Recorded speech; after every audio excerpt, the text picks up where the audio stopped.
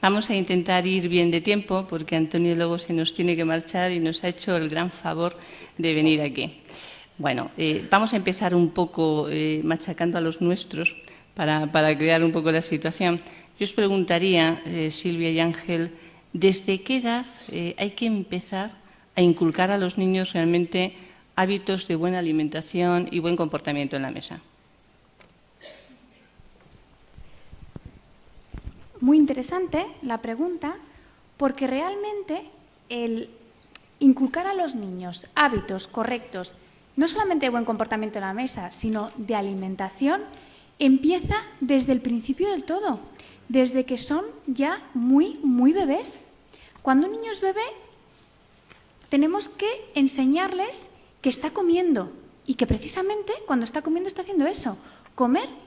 Cada vez vemos niños más pequeños en consulta y yo os aseguro que he llegado a ver a padres de bebés de meses que están desesperados porque el niño no está comiendo.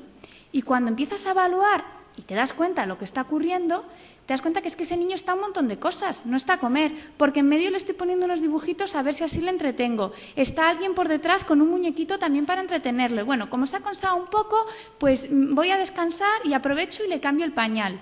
No, desde que son bien pequeños tenemos que enseñarles que comer es eso, comer, y empezar con un hábito sano, con un hábito saludable desde la más tierna infancia.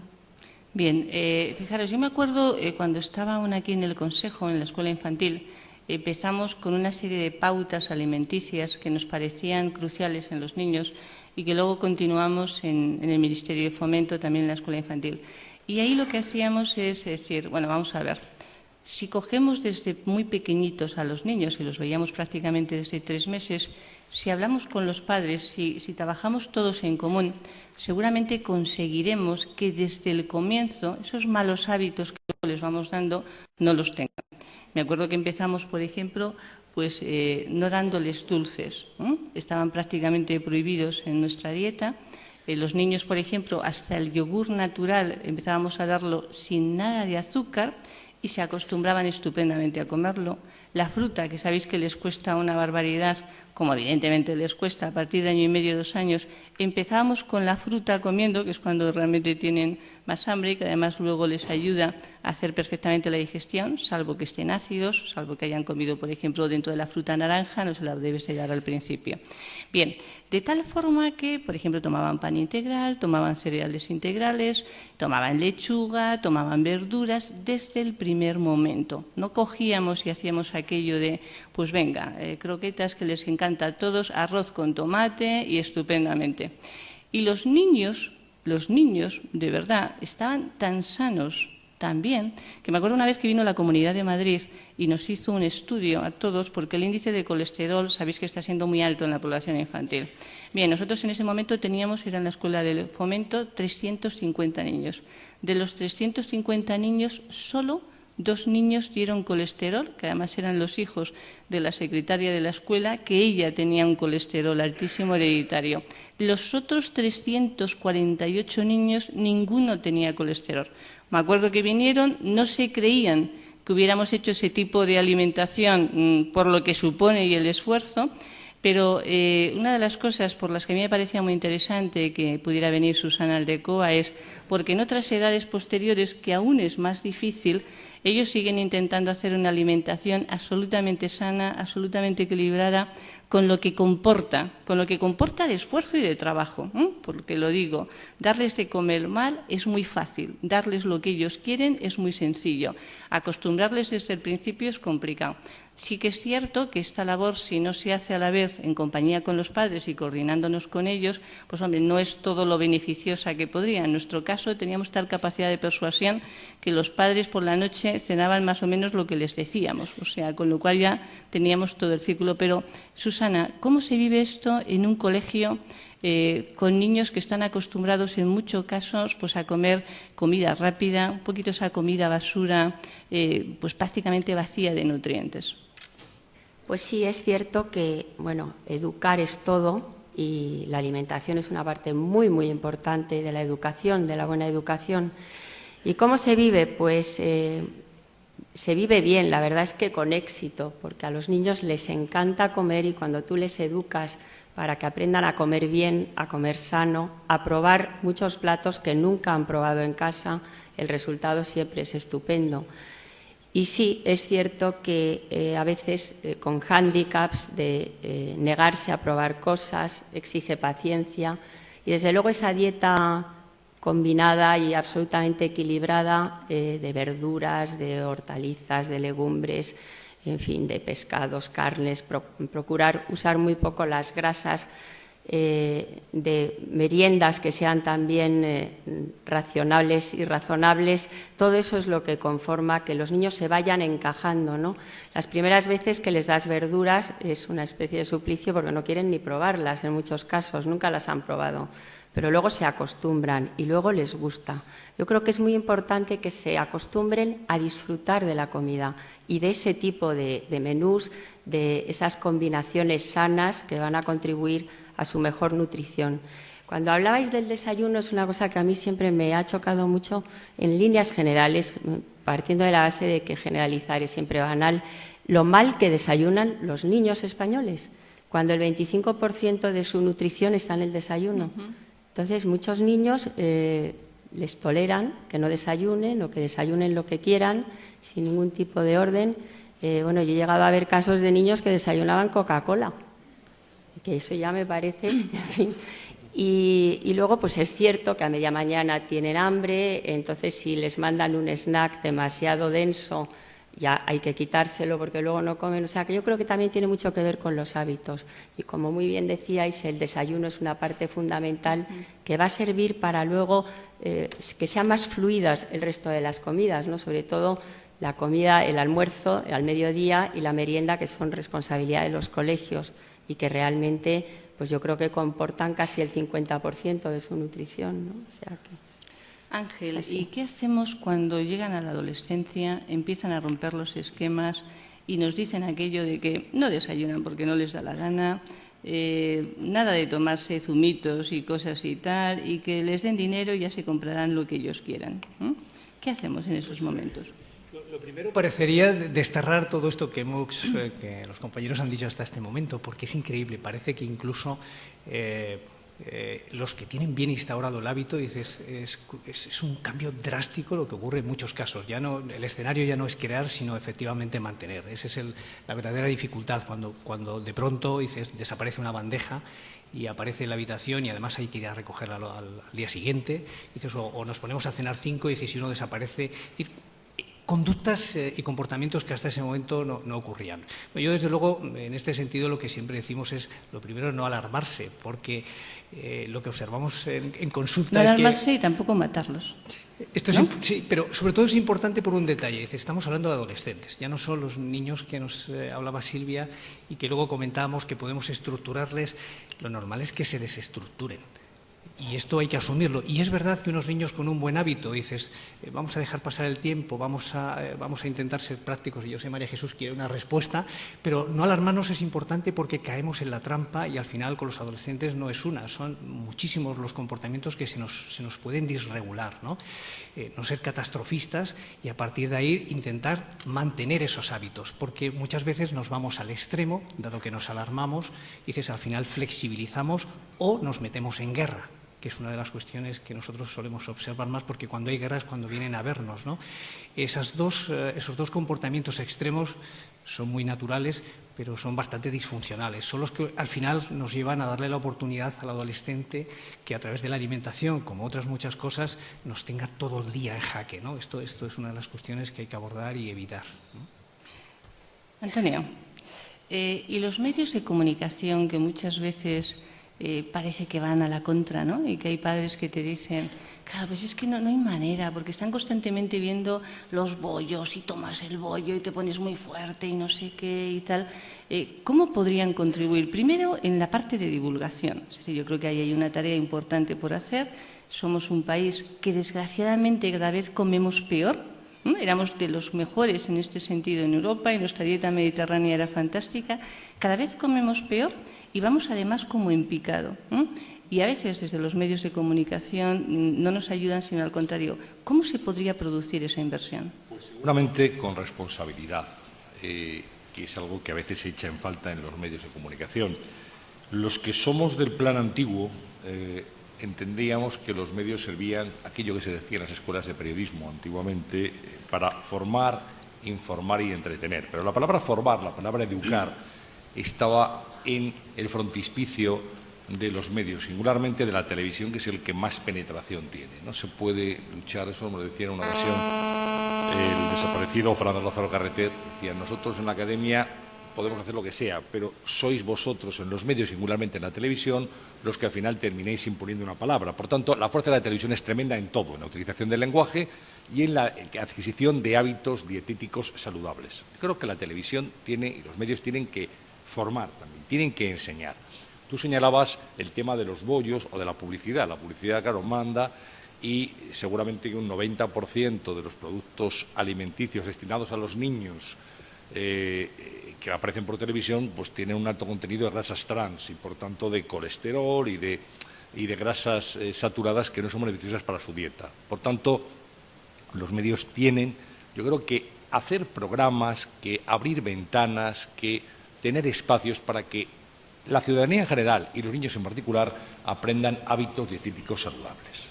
Con respecto, y si me permites un instante solo, hablando del desayuno, cuando nosotros montamos CNN Plus, y lo hicimos con la gente de Atlanta de CNN, no entendían, esto es un fenómeno muy curioso, muy español, no entendían por qué aquí había telediarios a las 3 de la tarde, en todas las cadenas. Y es que no entendemos esto, porque es que en ningún lugar, en Estados Unidos, claro, no es pensable, y en Europa prácticamente tampoco. Hay un ejemplo en la tercera cadena francesa, que es regional, pero no hay un telediario potente, un informativo de gran audiencia a esas horas de la tarde.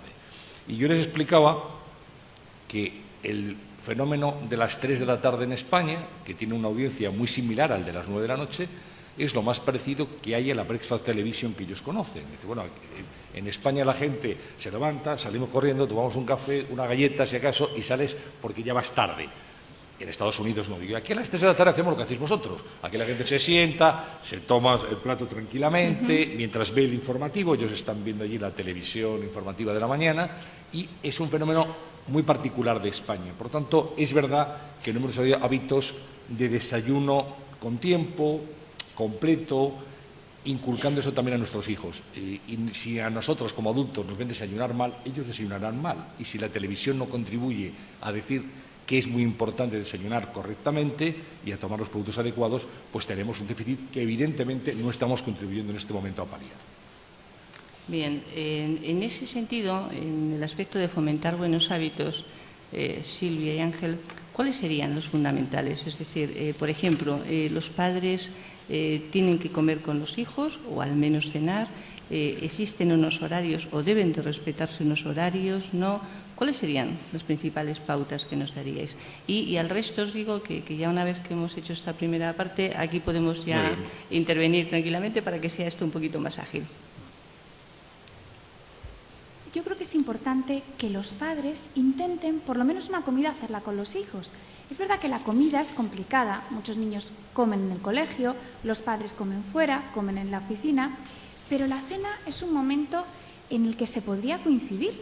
Es verdad que ahí muchas veces va a tener que ser el adulto el que se amolde al horario del niño.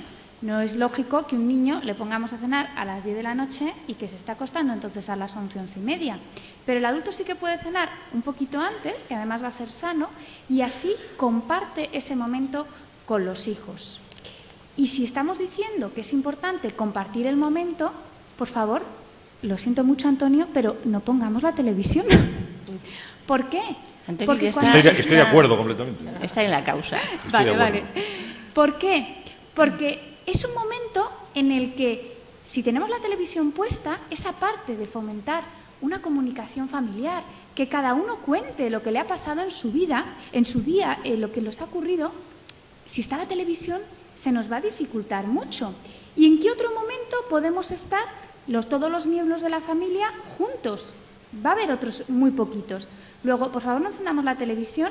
Además, cuando encendemos la televisión, lo que muchas veces les pasa a los niños es que tardan muchísimo más, porque es cuanto más tiempo estoy cenando, ya nos digo, si la ponemos en el desayuno, que entonces ahí ya soy capaz de estar con una galleta todo lo que dure el capítulo de Bob Esponja o lo que esté viendo en ese momento, más tiempo va a tardar el niño. Luego la televisión tiene que estar ahí fuera, tiene que ser un buen momento para tener hábitos y además para que le demos la importancia que realmente tiene la comida, que es estamos comiendo, nos estamos nutriendo y estamos comiendo además una dieta sana, equilibrada, que se la podemos ir enseñando desde bien pequeñitos. Sí, yo, si me permites, estoy completamente de acuerdo.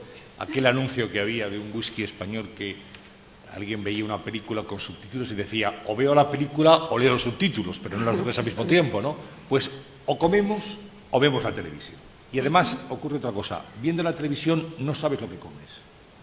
Por tanto, estás engullendo, ni estás siendo consciente de las cantidades, ni de la calidad de la comida, ni estás disfrutando, como he reivindicado aquí, del placer de comer, que es uno de los pocos placeres, en fin, que nos da la vida y que podemos repetir 3 veces al día.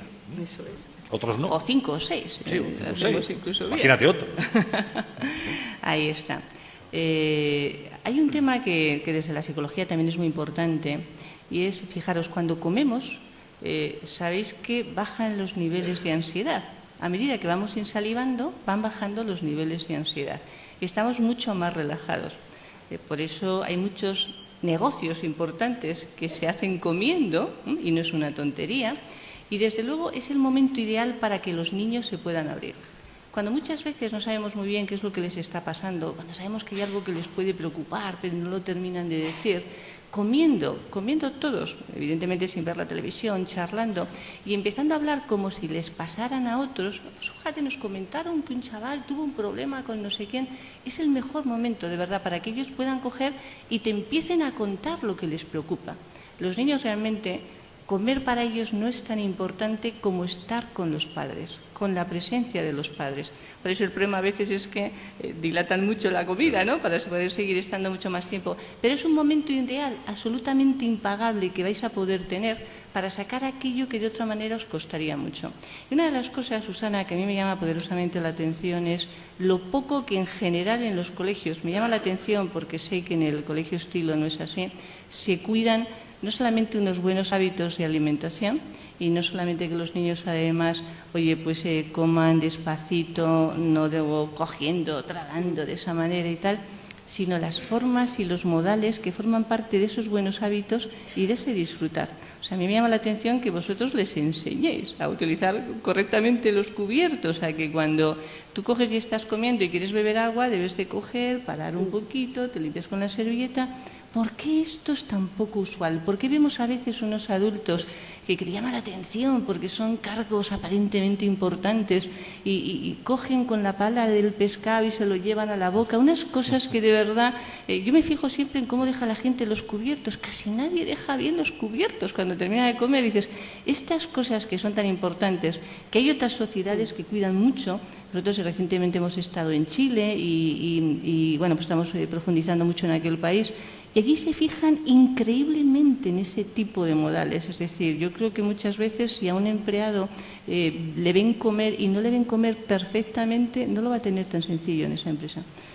Pues ¿qué les dirías tú, por favor, para que eso también, que constituye esa buena educación, seamos capaces de llevarlo a efecto? Yo lo estaba pensando cuando estabais hablando y estaba pensando que, claro, bueno, yo a lo mío, que es educar, hay una parte que no solo es educarles para comer bien, sino para las formas.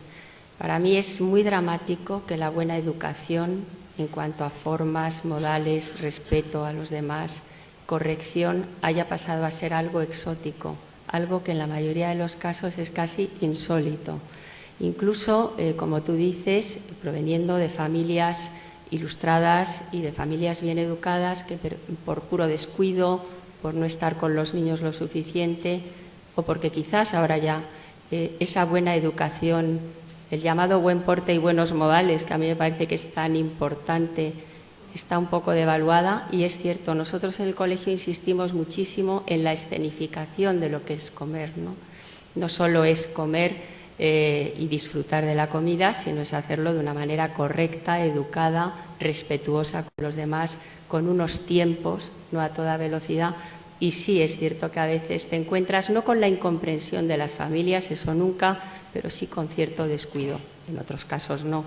Pero es verdad que eso, que casi parece ya trasnochado, es algo tan importante para poder convivir con los demás, ¿no? Ya extrapolable a lo que es buena educación en términos absolutos. Eso es buena educación.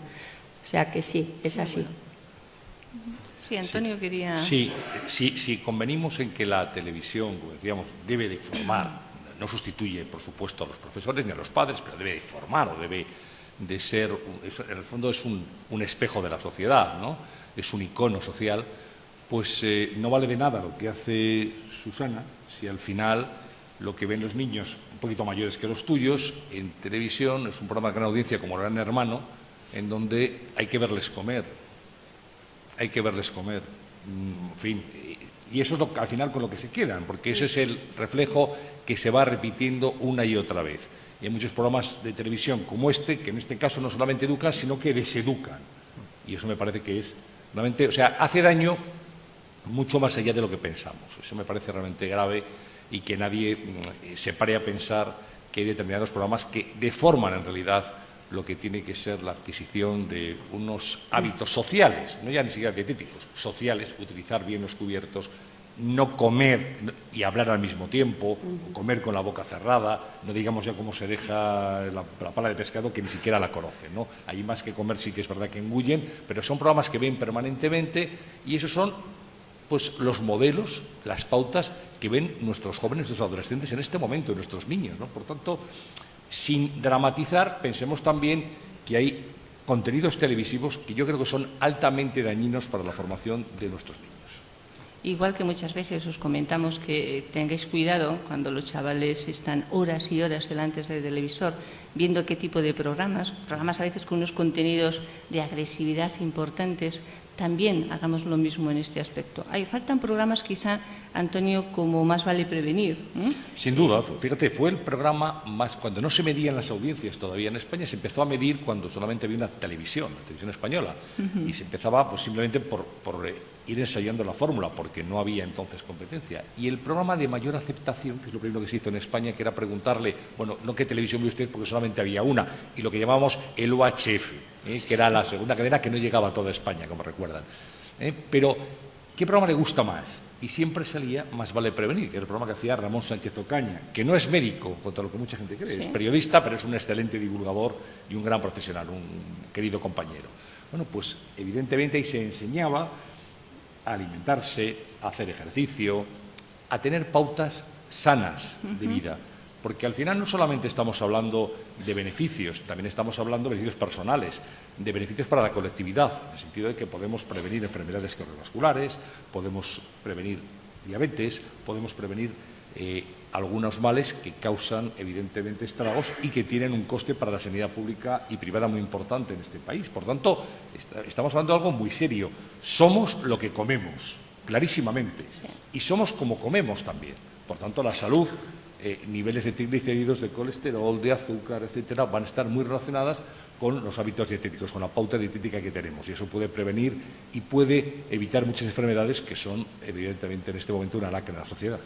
Y el uso de los iconos, que pueden ser sobre todo para chavales, adolescentes, gente joven, esos modelos que ellos tienen, ¿no? De alguna forma, los deportistas de éxito, los cantantes increíbles. ¿Ahí no se podría hacer algo? Porque yo me fijo, por ejemplo, y tú ves deportistas, a veces incluso como muy admirables, ¿no?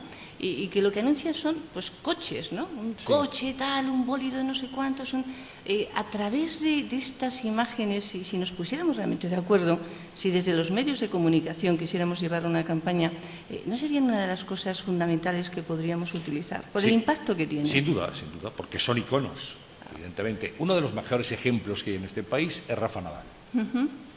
Deportista, abnegado, que sabe ganar y que sabe perder, que nunca da un partido por perdido, por mal que vaya, corre todas las bolas, está permanentemente dando ejemplo de superación, de negación, de sacrificio, de esfuerzo, de ser una persona sencilla. Y seguramente, y te dicen algunos expertos en esto, que Rafa Nadal ha hecho más porque los niños tomen plátanos que cualquier otra campaña. aquella que había en nuestra infancia, que era todos los días un plátano, por lo menos, ¿eh? Se decía entonces. Claro, porque los niños ven a Rafa Nadal comer plátanos, que tiene mucho potasio, en los partidos, y quieren imitar.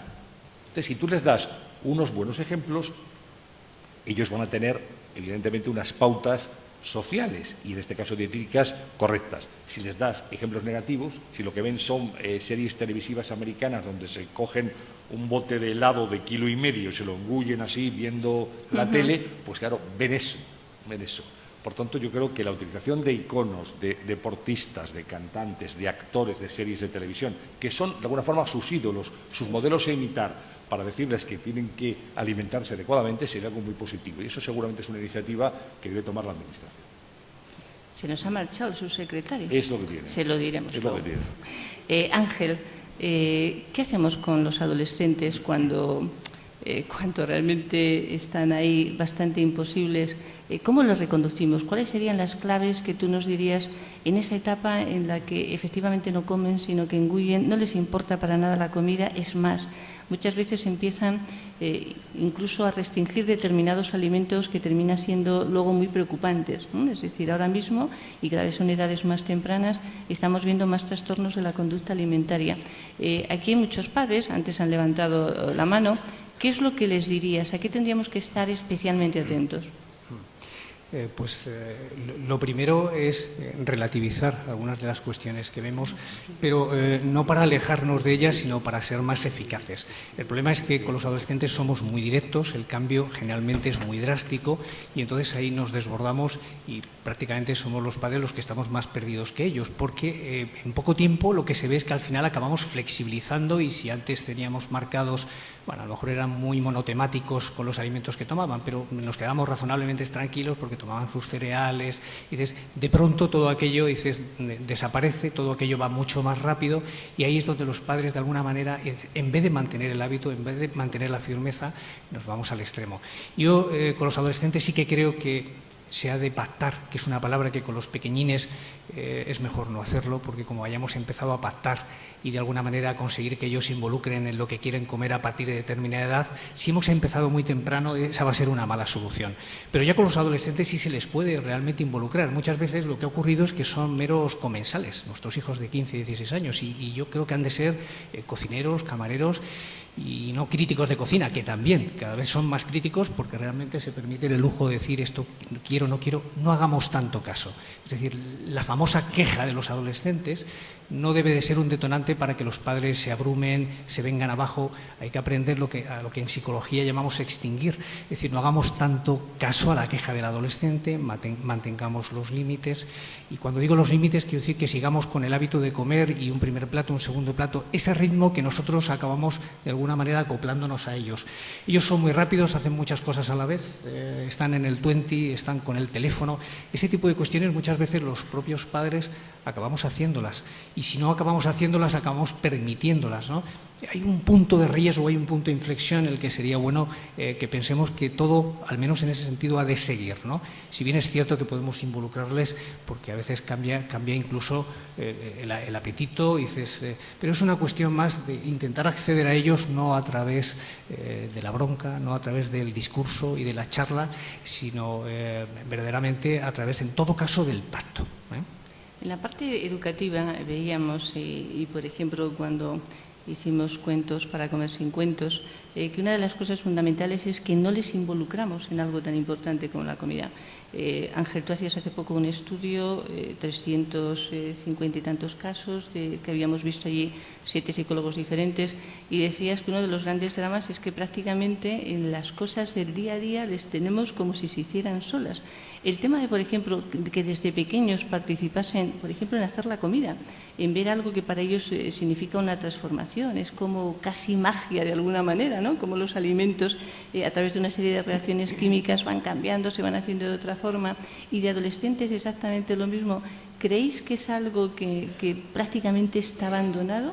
es algo que nos puede dar buen resultado. En el colegio, seguro, Susana, que cuando hacéis algunos talleres sobre alimentación y ellos son los que preparan determinados alimentos, se lo pasan maravillosamente bien. ¿Por qué no lo hacemos? ¿Cuántos padres y adolescentes de los que estáis aquí, yo os diría, cuántos les decís, oye, ¿qué tal si el sábado haces tú la comida? Primero mejor que lo hagáis con ellos, por aquello de que no os vayáis a morir en el intento después, pero ¿cuántos lo hacéis? Yo os pregunto, porque las cosas, cuando aprendes a valorarlas, poco a poco las vas viviendo de otra manera y las vas respetando también y les vas creando como un cierto, una predisposición positiva hacia ello. ¿Lo hacemos? ¿No lo hacen? ¿Qué pensáis? Bueno, yo desde luego puedo decir que nosotros sí damos clases de cocina de un modo esporádico, no es que sea una asignatura, pero en algún momento del año todos los cursos en un par de ocasiones o incluso 3 cocinan algo, y luego sobre todo en escuela infantil es muy importante el mundo de los sentidos, que prueben, que huelan, que prueben distintos sabores y que luego esos sabores les pueden abrir realmente un universo, ¿no? O sea, que yo creo que todo eso sí es muy importante.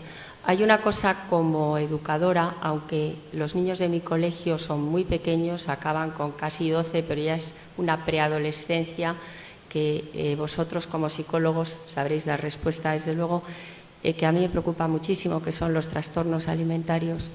Yo creo que cuando hablamos de la alimentación en un colegio hay una parte fundamental que es el cuidado permanente y la atención y la observación de los niños, no solo en las edades infantiles, que también, por supuesto, porque la inapetencia hay que combatirla como sea, pero sí en esa preadolescencia incipiente, con esos iconos que decía Antonio y que, bueno, sobre todo en las niñas son las modelos, claro.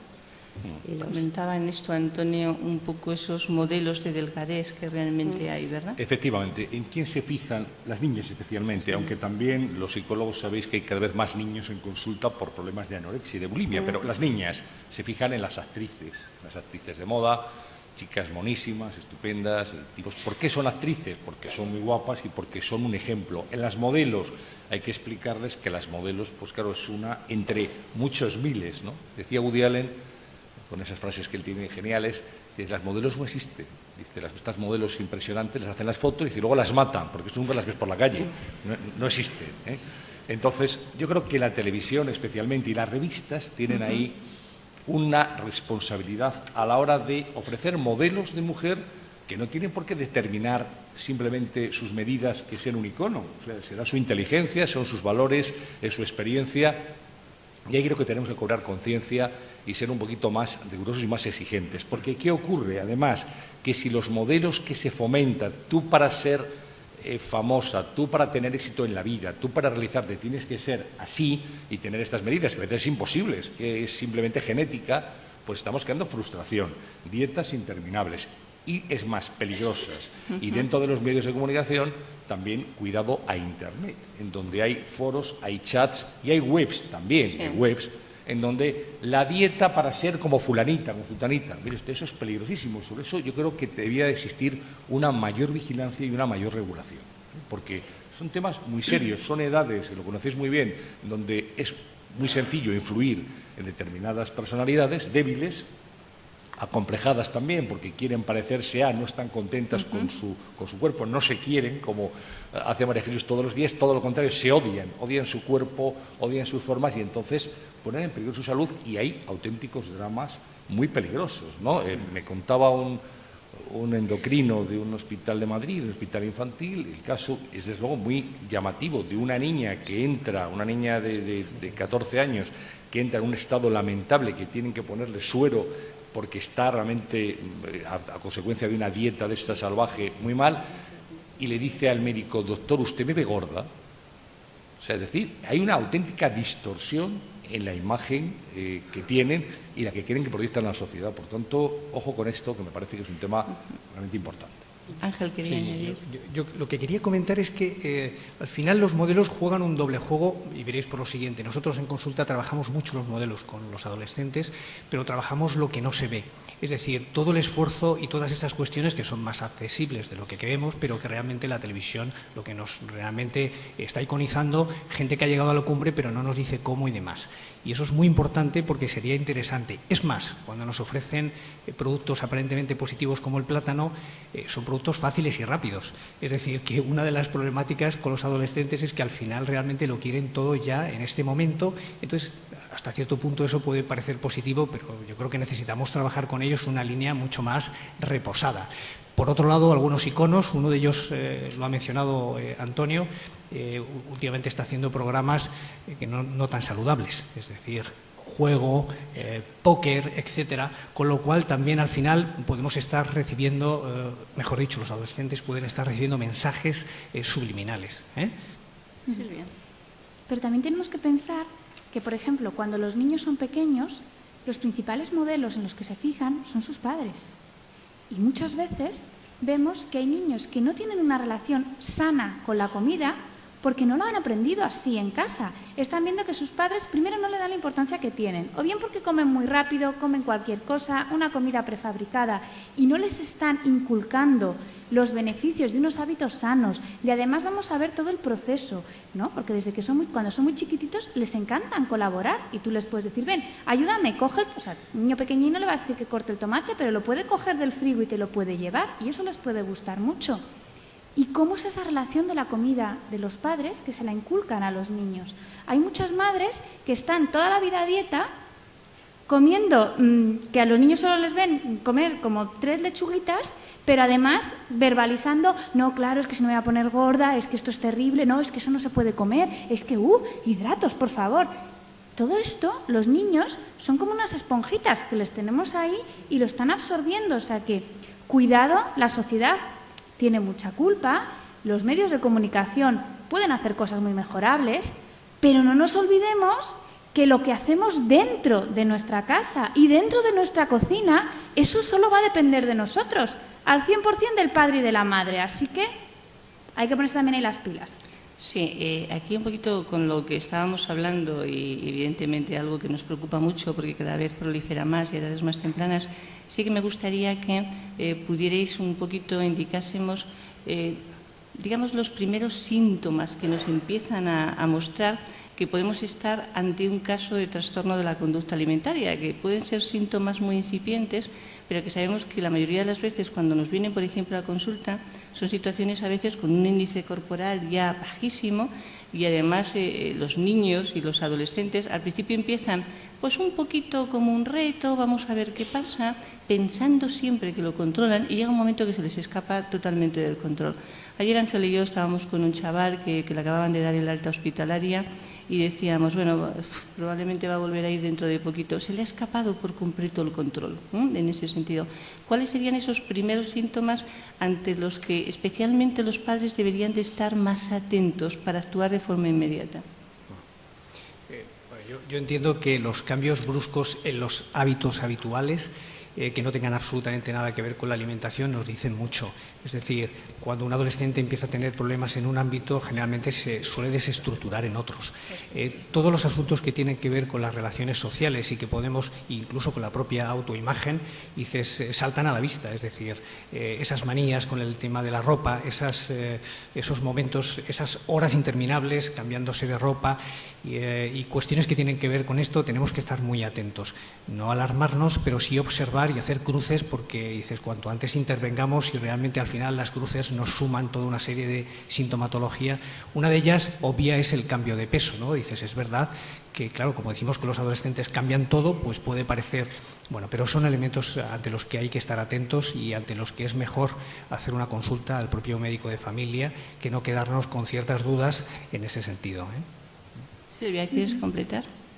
Sí, bueno, yo creo que Ángela ha definido muy bien, pero también estar atentos a esos cambios en el sentido del humor. Niños que de repente, pues, que están con un nivel de irascibilidad muy, muy alto y que dices, no hay una relación de, bueno, es que sé que ha pasado esto o que ha habido esta causa, que también lo podamos tener en cuenta. Sí. Otras de las cosas, por ejemplo, Silvia, sabemos que cada vez son más tempranos y uno de los índices que más nos llama la atención y conductas que se repiten es cuando empiezan a medir las calorías de lo que comen, ¿no? Y empiezan a contarlas y a sumar y a poner. En esos momentos, de verdad, empezar a estar muy atentos, porque puede ser en muchos casos algo incipiente de esa obsesión que realmente van a tener después, ¿no? Pasa lo mismo cuando coges y les ves ir con más frecuencia al baño, sobre todo cuando van después de comer, ¿no? Es otro tema realmente importante. Cuando os estáis empezando a preocupar ya porque dices, pues parece que está un poco regular y les pesáis, no les aviséis. Porque si les dices, venga, ven a pesarte y tal, coge antes y se bebe 2 o 3 vasos de agua. Es decir, en estas cosas los chavales tienen muy claro cómo lo pueden hacer. Si queréis, por ejemplo, pillarles, si en un momento determinado tenéis la duda de si está generando una bulimia, está empezando, por ejemplo, a vomitar después, y decís, claro, pero es como van al baño y entonces tal. Bueno, hay trucos que siempre podemos hacer, como por ejemplo quitar el agua, cortar la cisterna, ¿no? De tal forma que cuando vaya a tirar de la cadena no haya forma, ¿no? Y veáis si efectivamente está vomitando o no. Es decir, os diríamos, tenéis que estar especialmente atentos. Con los adolescentes, sobre todo, empiezan mucho el consumo de laxantes y tú de repente los ves por allí. Hay padres que te dicen, hombre, es que nos da cierta cosa el investigar un poquito en su cuarto. Y yo os pregunto, y los psicólogos os diríamos, ¿y por qué os da cierta cosa? Si cuanto más información en ese aspecto tengáis, muchísimo mejor. Si luego resulta que muchas veces cuando nos venís, es como cuando empiezan con Internet y empiezan a tal y les dejamos, de verdad, intentar seguirlo, intentar verlo, que los primeros síntomas si no se nos pueden escapar. Estábamos diciendo y comentamos antes con Antonio la importancia de las dietas de moda. Esas dietas que constantemente todo el mundo está haciendo, que se anuncian por la radio, por la tele, que todo te dicen siempre que son inocuas, que sabemos que no son así y que están haciendo auténticos estragos. Sin duda, fíjate, María Jesús, y fíjense todos ustedes, que un editor de una revista, ya no hablamos de niños, hablamos ya también de personas adultas, ¿no? En una revista femenina ponga todos los trucos de la dieta de moda, que cada temporada es una, como se puede imaginar, ¿no? Adelgaza 5 kilos a la semana y tal. Eso hace que aumente la tirada de una manera muy notable. Por tanto, son trucos que se utilizan desde hace muchos años y que funcionan extraordinariamente bien, porque aunque tú no lees esa revista, lees una de la competencia, esa te la compras para ver si realmente hay un truco maravilloso para adelgazar. Y no lo hay. Para adelgazar pues hay que hacer ejercicio, comer más sano, comer menos, evitar calorías vacías, ya lo sabemos, ¿no? No hay nada sin esfuerzo, pero se vende el paraíso del adelgazamiento en cada publicación, seguramente las mensuales de las mujeres, ¿no? Entonces, pues ya han pasado la dieta Atkins, la de la alcachofa, la dieta Duncan, ahora la que está de moda en Estados Unidos es la dieta sin trigo. Ojo que llegará aquí a España no tardando mucho. El trigo es un veneno y entonces usted elimina el trigo de la alimentación y ya está todo, ¿no? Y la dieta Sauvage. Entonces, esto funciona muy bien a nivel de ventas. Pero claro, no tienen respaldo científico en la mayor parte de los casos y el que lo publica una revista pues no quiere decir absolutamente nada. A veces se pone en peligro, ya teniendo edad, siendo mayores de edad, dignidad y gobierno, se pone en peligro la propia salud. Y luego seguramente nuestras hijas adolescentes, si ven que la madre hace eso, pues también van a imitarla, ¿no? Porque además son dietas que se transmiten un poco entre amigas, y yo he probado esto y esto. Y al final yo creo que también en eso hay una cierta alegría y una escasa responsabilidad. O sea, al final una dieta tiene que venir respaldada por los que saben, que son los especialistas médicos, hombre, tener, digamos, una base científica y no vender cualquier cosa que en manos de según quién puede causar graves trastornos a la salud. Y quisiera decir, digo porque no queda solamente el lado negativo de los medios, un periodista que ataca a los medios, no, yo no ataco a los medios, pero sí digo que en esto de la alimentación tenemos mucho todavía por hacer. Yo quiero resaltar aquí una iniciativa del Grupo Antena 3, que es el Estirón, que intenta inculcar a los niños justamente lo que estamos hablando aquí hoy, ¿no? Unos hábitos alimenticios saludables, que hagan ejercicio físico, les dicen pues que menos chucherías y más fruta, más verdura, más lácteos, en fin.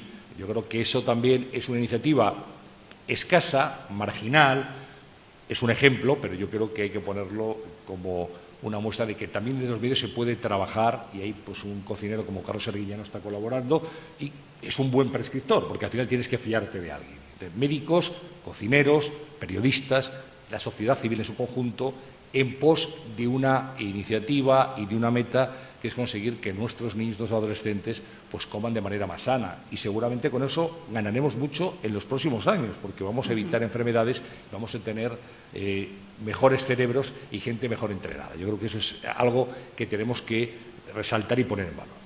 Bien, esta es una mesa sobre hábitos saludables y yo también os pediría un poquito cómo trabajar otro tipo de hábitos que son cruciales realmente y que influyen al final tremendamente en las personas. No hace falta que os matéis, ¿eh? Podemos empezar por Ángel, por ejemplo. De uno en uno, por favor. Yo aquí diría una puntualización. Hemos hablado antes del hábito del deporte, lo estrechamente que está relacionado. Pues yo relacionándolo con el punto que hablamos como indicadores que nos pueden hacer sospechar el excesivo deporte.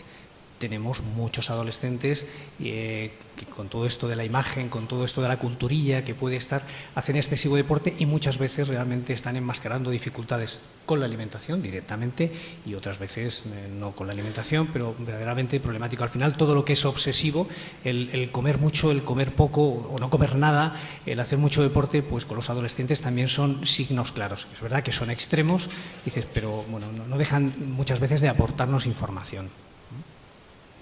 Silvia. Bueno, ¿qué otros hábitos crees que tendríamos que fomentar, aparte de intentar estar los adultos quizá menos tensos o tensionados, estar más relajaditos, fomentar más ese buen humor, fomentar quizá eso nos podría decir un poquito, Susana, la importancia de, por ejemplo, de la lectura, ¿no?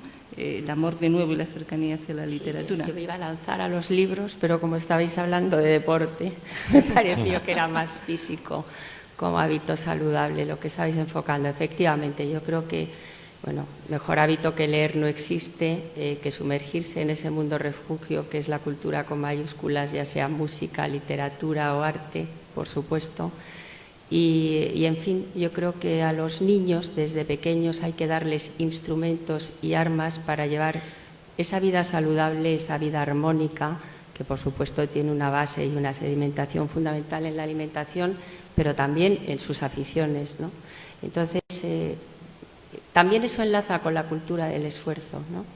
En un momento en que realmente los esfuerzos no es que sean infravalorados, pero de algún modo hay otras maneras de llegar al triunfo o a la meta, pues creo que es importante que dentro de esos hábitos llamados saludables, educativamente hablando, pues esté también el esfuerzo intelectual, el esfuerzo científico, el trabajo personal e intransferible, que algunos padres cuestionan, hablo en la sociedad en general, no de los míos, que los pobres lo aceptan, que hay que trabajar en casa y hay que hacer deberes. Es decir, yo creo que se ha desvirtuado un poco todo, ¿no?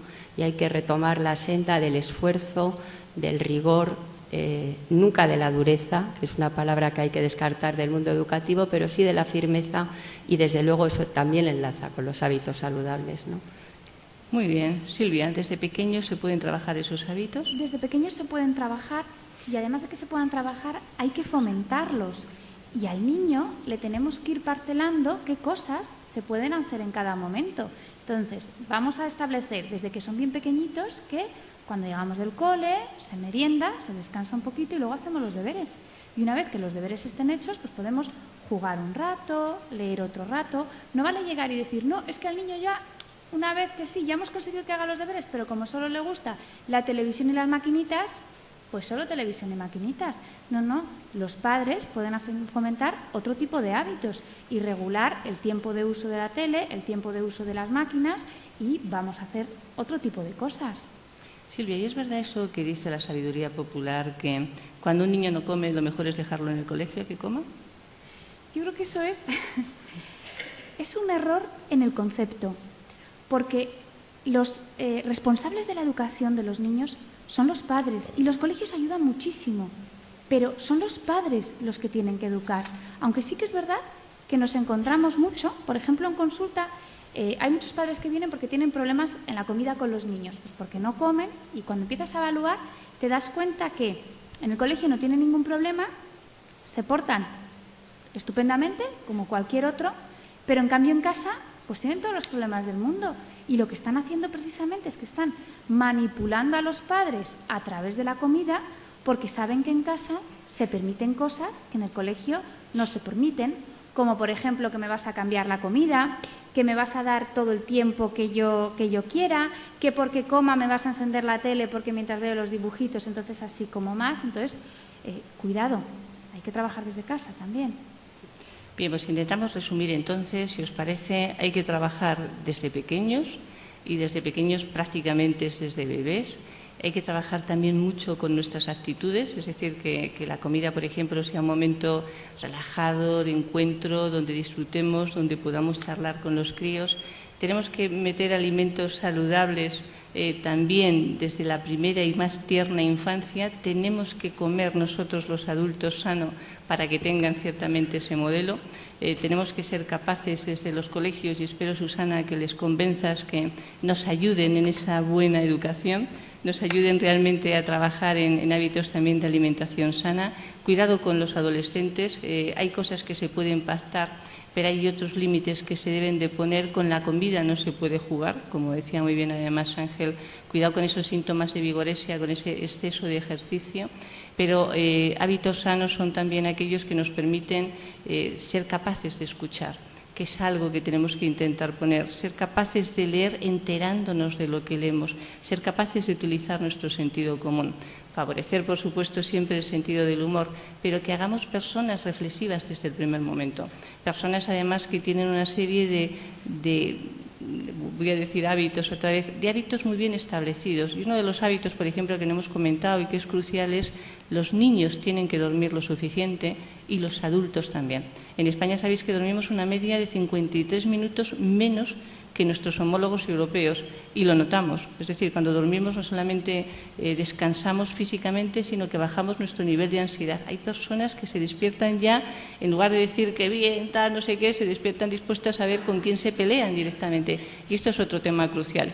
Esperemos, Antonio, que desde los medios de comunicación cada vez se contribuya más, que sean conscientes del gran impacto que realmente tiene, que se lo tomen más o menos en serio, que vuelvan esos buenos programas y que se den cuenta que dentro de los buenos hábitos, los hábitos emocionales son los que al final van a hacer que nos sintamos bien o mal, que seamos o no dueños de nuestra vida, que alcancemos esa felicidad que sin duda todos merecemos. Y acordaros, las dietas, el efecto es devastador. Fijaros con qué facilidad los adultos nos dejamos engañar en esto, y realmente la influencia que tiene en nuestro estado emocional es enorme. Ahora, volvemos a decir, para crear buenos hábitos, buenos modelos. Y espero que todos seamos buenos modelos de equilibrio emocional, todos seamos buenos modelos de comunicación, de flexibilidad, de generosidad realmente y de humor, por favor, en ese aspecto. Muchas gracias a todos, muchas gracias a Antonio, gracias. Ángel, Susana, Silvia, y muchas gracias a todos vosotros por habernos escuchado, y ahora después vendrán más cosas aún, ¿verdad? Gracias a todos.